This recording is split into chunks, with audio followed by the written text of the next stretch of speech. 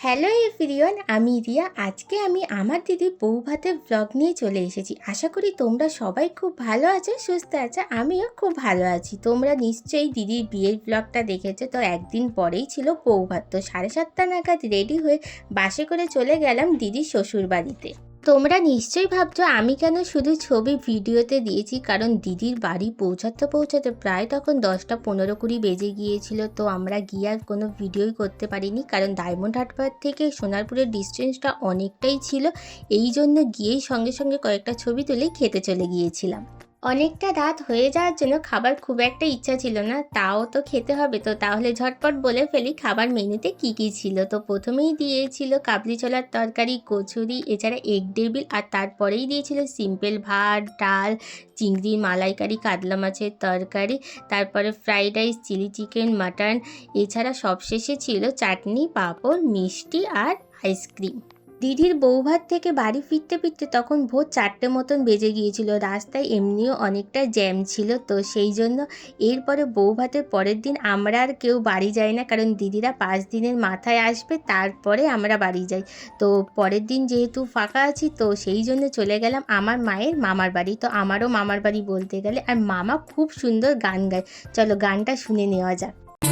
স্বপ্নের সিঁড়ি দিয়ে যেখানে পৌঁছে আমি যাই, এমন আমি ঘর বেঁধেছি।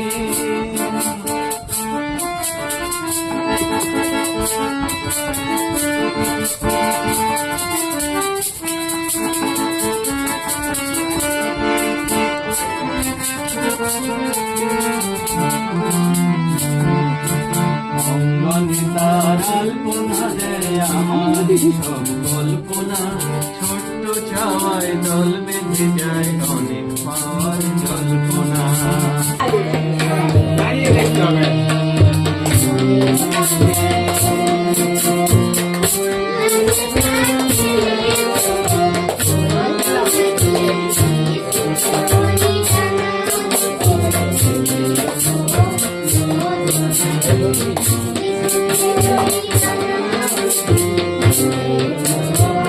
মামা আর মামার ছেলে দুজনেই খুব সুন্দর গান গায়। ওদের গান শুনে তো মনটা একেবারে ভরে গেল। আর মামা বিভিন্ন জায়গায় লাইভ প্রোগ্রামও করতেই যায়।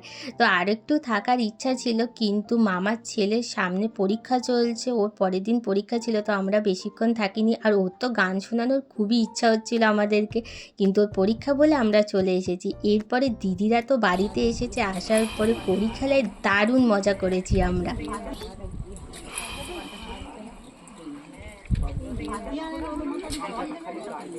নারকেল তেল করে আনতে হবে তাহলে, শ্যাম্পু তেল।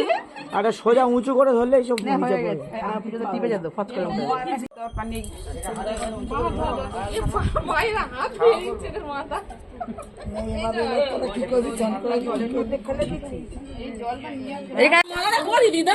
মালা বানিয়েছি,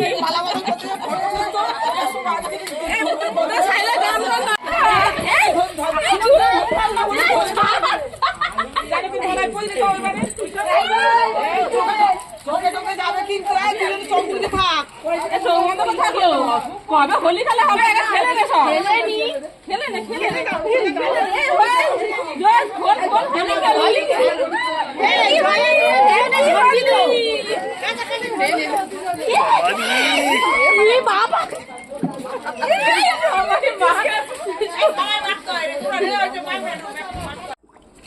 না বলে মুখে বলতে হবে।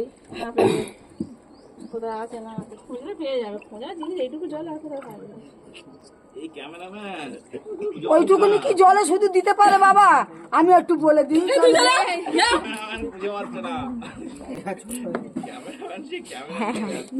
ওইখানে ভালো করে চোখা নেই। গামছা টাকা ঝাড়ো তো বাবা, ওই গামছার ভিতরে শালা বাবু তোরা কি রে? শালা বাবু সাহায্য করে তো বলবি নিজেদের মধ্যে যা পারে।